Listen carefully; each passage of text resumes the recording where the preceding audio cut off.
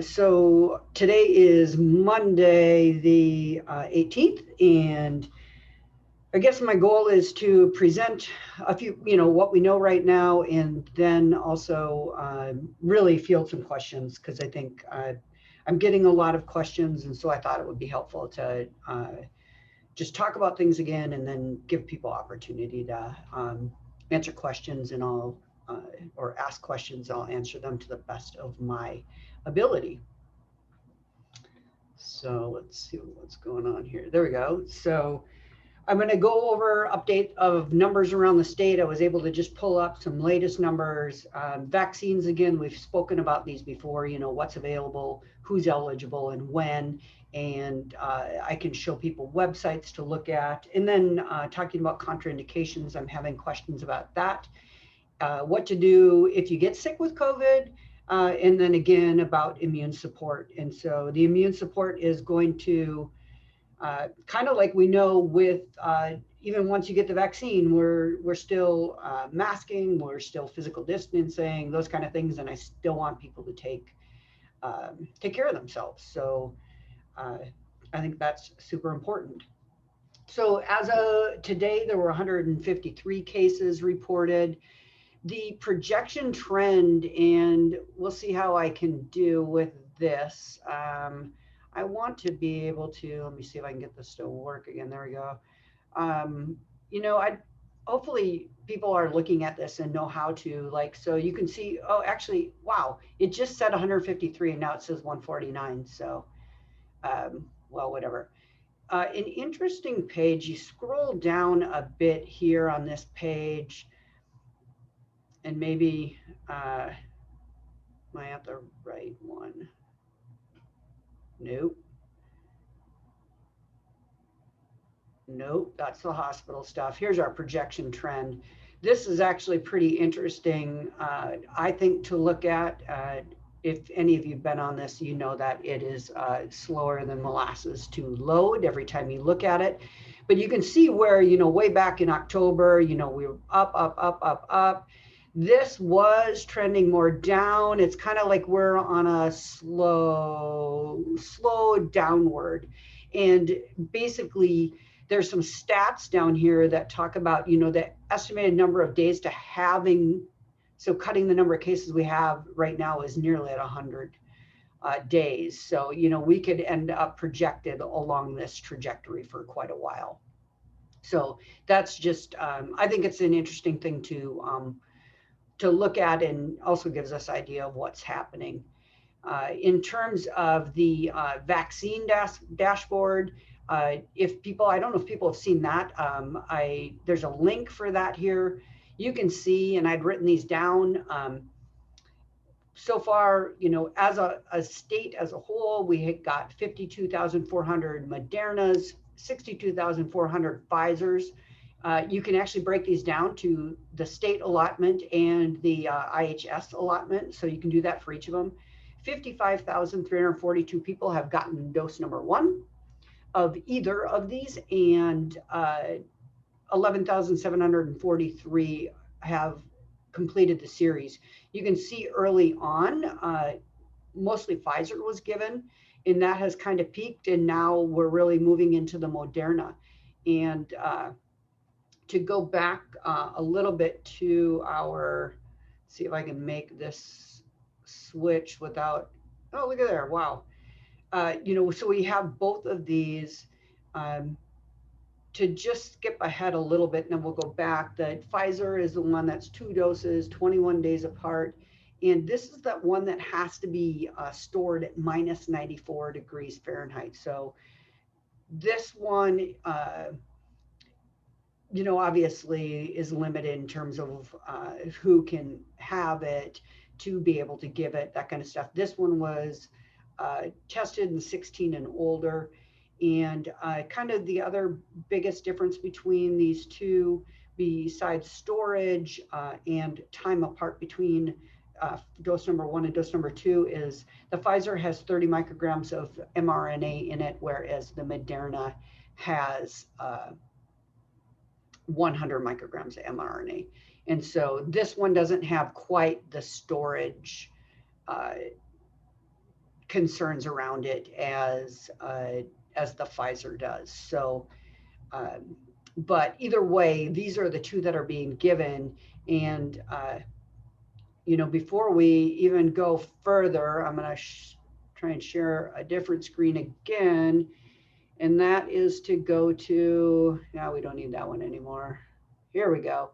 So I presume those of you who have gotten one have seen this page. So there is a vaccine eligibility page, and it's pretty cool. You can go through, initially there was phase, we were in tier 1 and there was phase 1. And so that's healthcare workers. We are now, we're now in this phase 1, tier 1, phase 1B, tier 1, tier 2, tier 3. So you can see it was hospital, frontline workers. Then we added EMS, fire service personnel, community health aides, healthcare workers. Then it was healthcare workers in healthcare settings. So it was anybody who has direct patient contact. And now we're in that group where it's 65 years and older. And so I had a great question, especially when thinking about who's next. If somebody's uncertain right now, it isn't like there's not a window and all of a sudden now you lost your opportunity. That is not the case at all. So if you are uncertain, you have questions, you're not sure right now, you're 65 year and older, when we move into this next phase, which is going to be tier 2, 1B, you can get vaccinated then. So like once your tier is eligible, you remain eligible. And so I thought that was a really good question that I got. I had asked of me maybe last week. So next up, as we get vaccines in, will be frontline essential workers, 50 and older, and people that are living and working in congregate settings, so kind of group homes, that kind of thing. Frontline essential workers are going to be even teachers, that kind of stuff. So that is where we're going to be moving next. We'll also, then it will just go ages younger or people with high risk complications, those kind of things. So I think, and one other thing is like hitting younger people who are in communities where they may not have the access,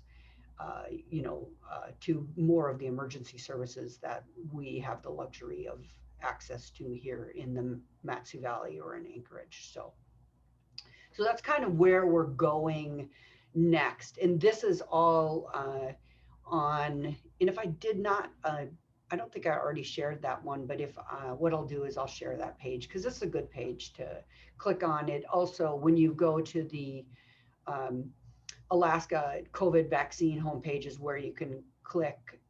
There's a link there to go in and actually sign up for your vaccine. So that's pretty helpful. I think it seems like they're working out some of the bugs that they've been having in terms of trying to get people registered and that kind of stuff. So, and I know here in the Valley, in addition to, there's been things at the Menard Center, Mat-Su Public Health, there's been things at Raven Hall, and Fred Meyer here in Palmer has been doing vaccines as well. So, contraindications, I've been asked about this.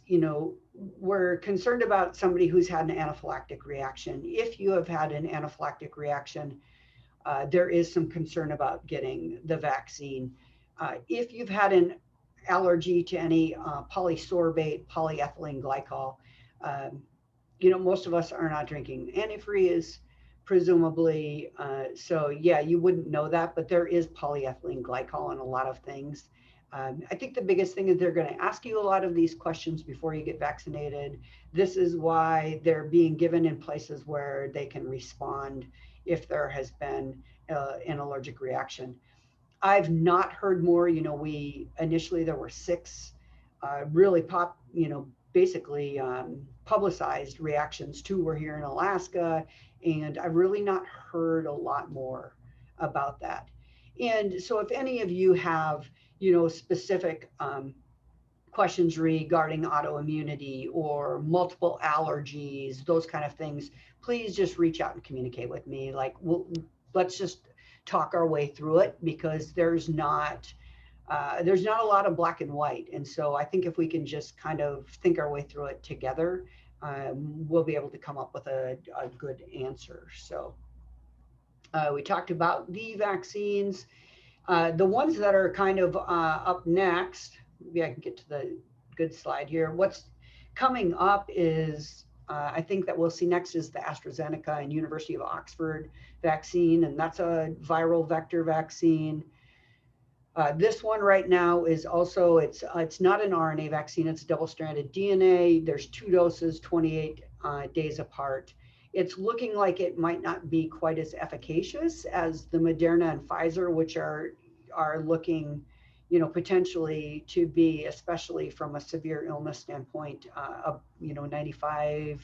95% or more effective. But I think that's the one that we will see next. And then the following, that will be this Janssen and Johnson & Johnson vaccine, which is another viral vector vaccine. And they use the human adenovirus, which is common cold. Again, designed to express that spike protein is what we're really targeting. Right now, preliminary, it's looking like 1 dose, maybe 70-ish% effective. So I think that we will be hearing more about these, as information comes out. And one of the cool things, and I kind of said in my email, is the cool thing is like everybody's getting to see like how fast data comes out and all of that. And we're seeing this with COVID and the COVID vaccines and stuff, but depending what you're looking at, like a lot of that I've really kind of jumped in on lipids and that kind of stuff in the last 4 months or so. And so it's kind of the same thing. It's just this rapid acceleration of things we're learning. And the cool thing is like being able to incorporate things, incorporate them safely, but take advantage of information too when the benefit outweighs risks. So if you get sick, please get tested. If you think you're getting sick, please reach out if you have questions. Obviously, I think people have gotten the message, isolate from others. Lots of questions about, how long do you stay home? If you do get sick and you test positive, you need to be home for at least 10 days from the symptoms start and feeling better. So currently the advice still is don't retest in the following 90 days unless you develop new symptoms. It is quite likely that you would test positive again. So there's not a test. We don't use the same test to say that you've cleared it, because you will still test positive. Reach out to the clinic if you've got questions. And some of you have done that, which is great, just so we can decide if we need to do anything differently. And also continue your immune supports, and do the things that to do if you are unwell.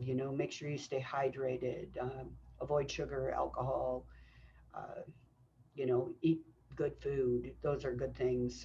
Try to get outside unless you're so sick that you can't get outside. Exposure, we're seeing this more now.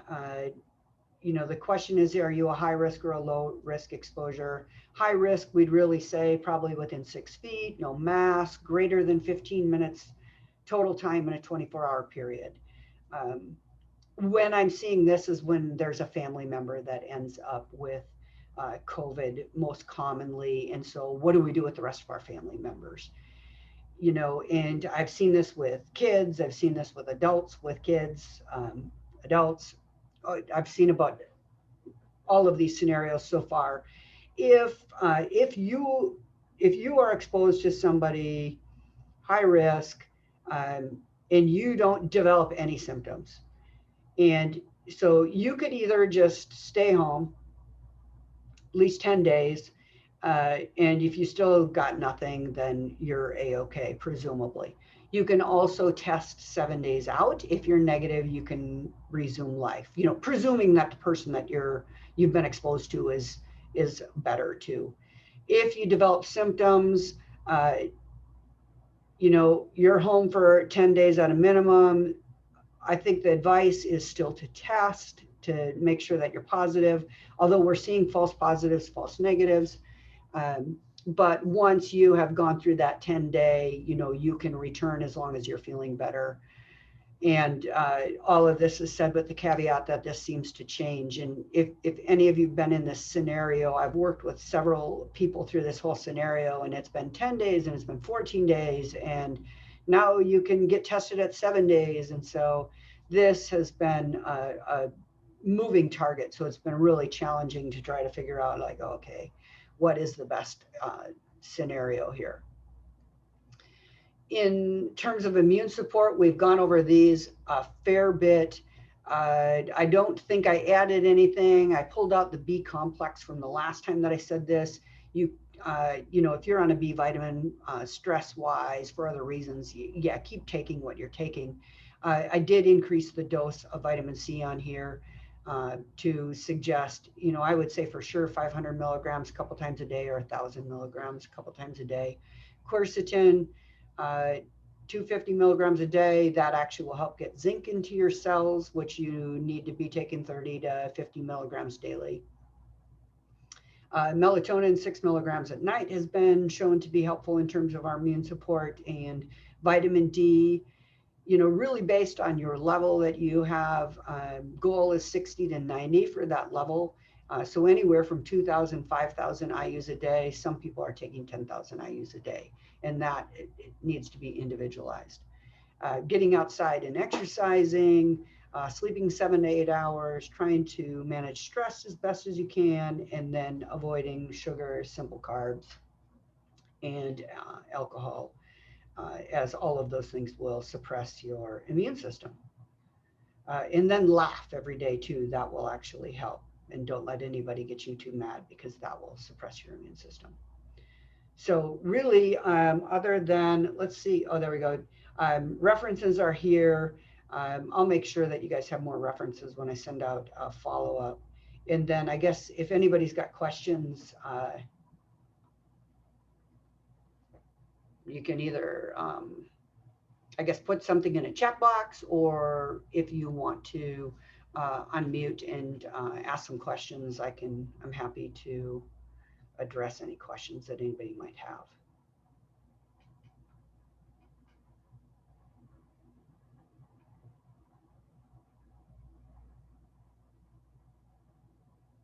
Was I that clear? There we go, cool.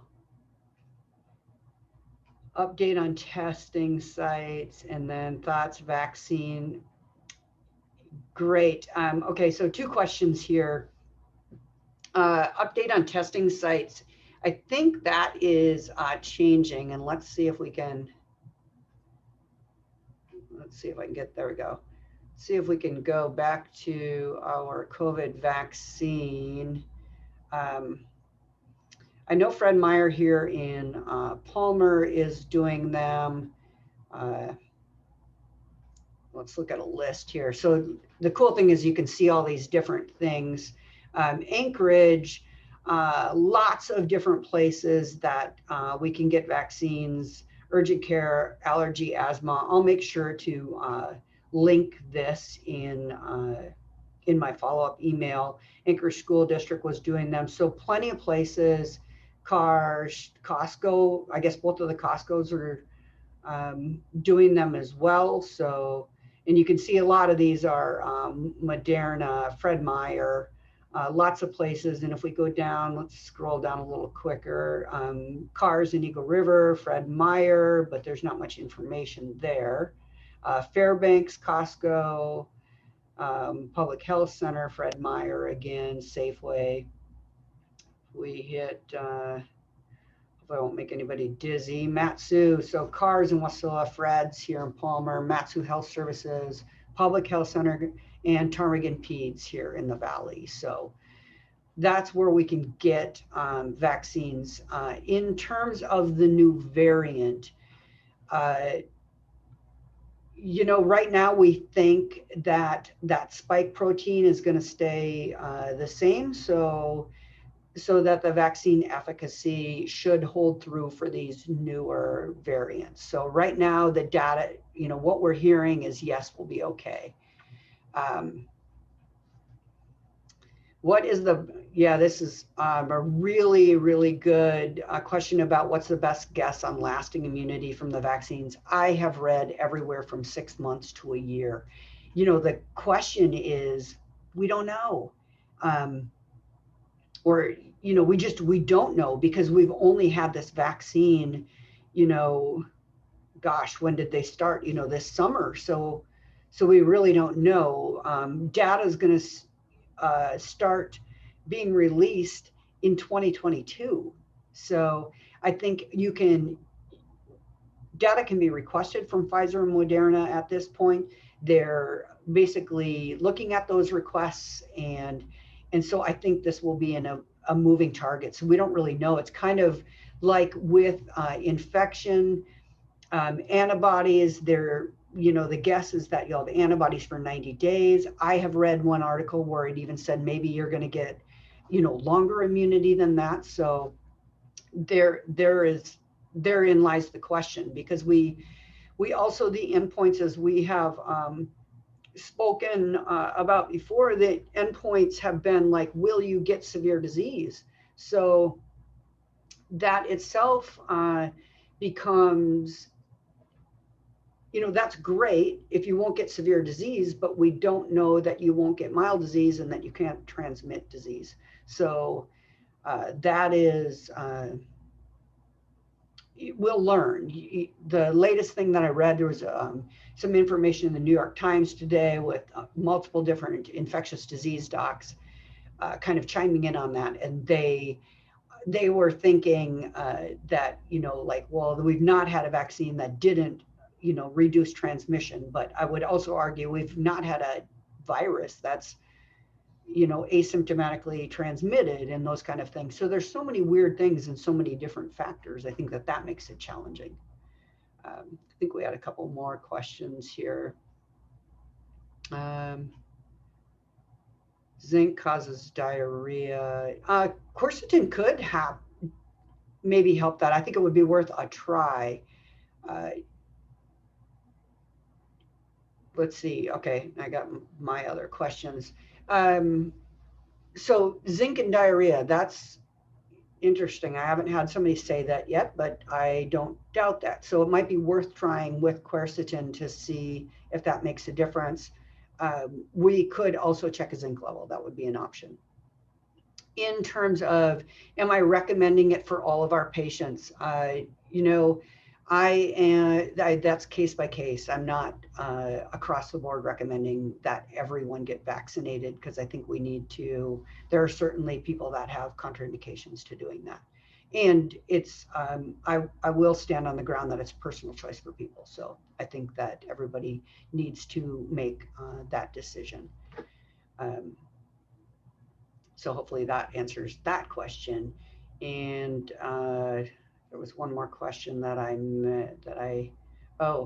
so the other really great question is, and I think we're seeing with the new incoming administration, they were talking about releasing vaccines. I think most of the vaccines, and we don't have a backlog that's being stored somewhere.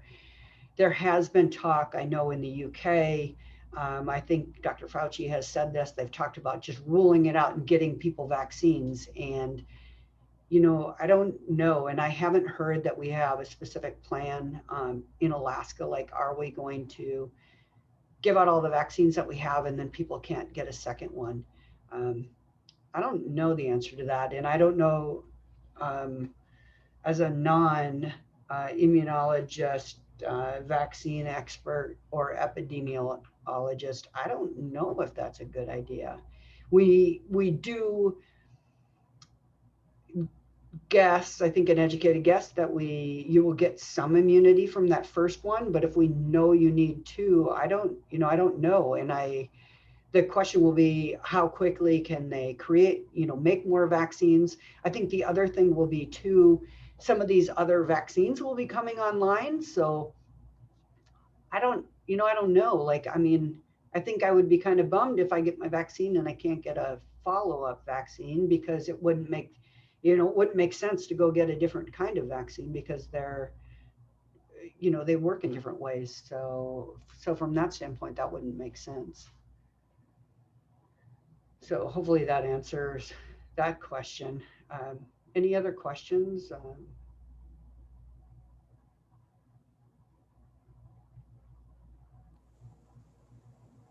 Yay. Jill, this is Anne. Can you hear Yeah. me?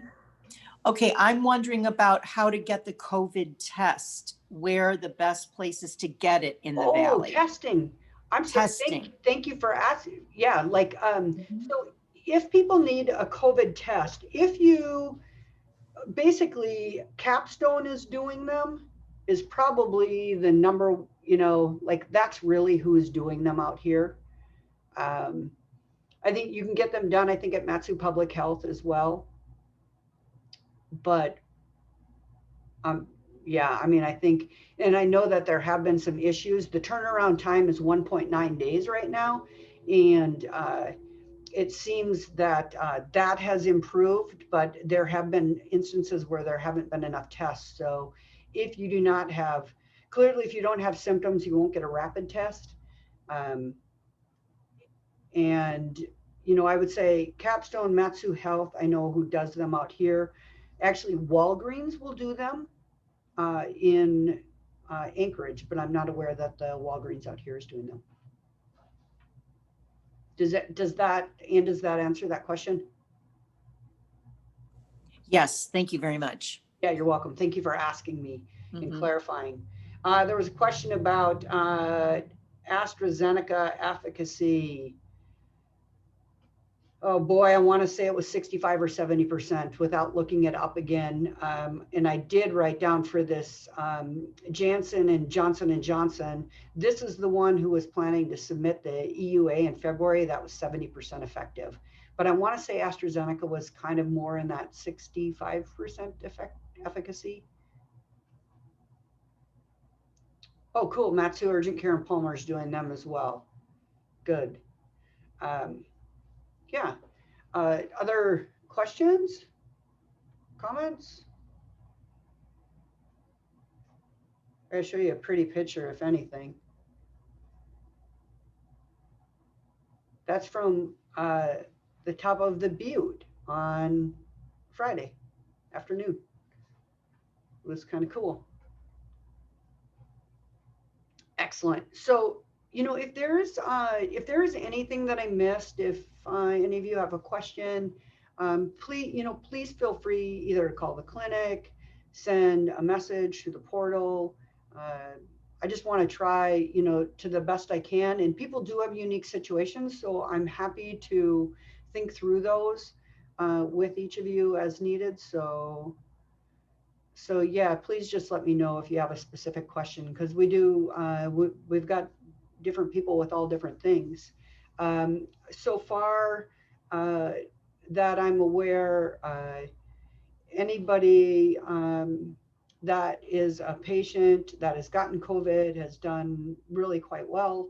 And those that have gotten the vaccine, I've seen everywhere from nothing to sore arm for a couple days to more symptoms, feeling really quite crummy for days on end. So, I mean, the range has been kind of all over. Most of us at this point are getting the Moderna vaccine because that's what's available to us all. So if that kind of covers things, I will get this edited and get it posted to the YouTube channel, and then I will send out another email with links to some of these pages that we just looked at as well. So, and remember, if anybody's got questions, please, feel free to, send a message. I just want to make sure that people are getting their questions answered, and and think through this. I did, I did post one article that I know a few people read.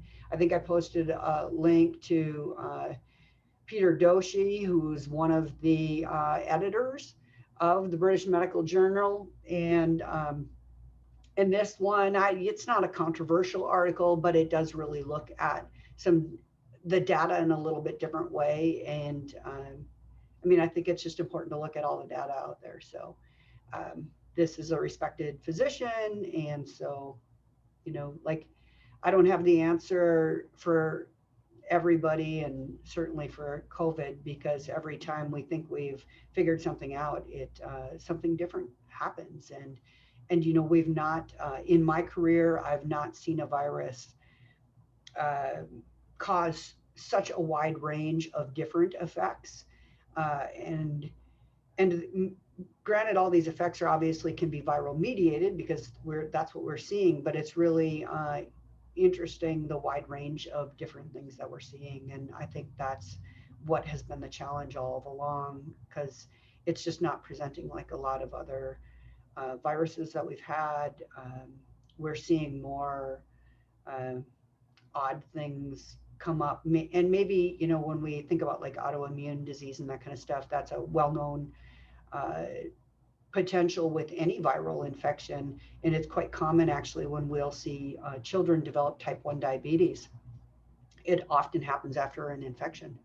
And so those are all things that we know, but like just the rates and that these things are happening is really, I think, kind of throwing everybody for a loop. So we're learning, and I appreciate that everybody's, I think, understanding that. I'm trying to do my best to stay on top of it, but as you well know, watching the news and reading the paper, like, there's just stuff coming at you from every direction, which is good, but it's just a lot of news. And I want to balance this with also still, uh, you know, taking care of people as well. And we still have to remember heart disease and lung issues and musculoskeletal issues and all of those other things right now. So it's a challenge, but I think we're getting through this, and I think, and I'm hopeful that spring will look different. Certainly it will be more light, but I think it'll look different this year, which I'm hopeful for. So yeah, if people have other questions, shoot me a message. Otherwise, I'll get this recording posted and get you an email follow-up. All right. Everybody have an awesome night, okay? Thank you. Oh, you're so welcome. Thank you, guys. Appreciate you all.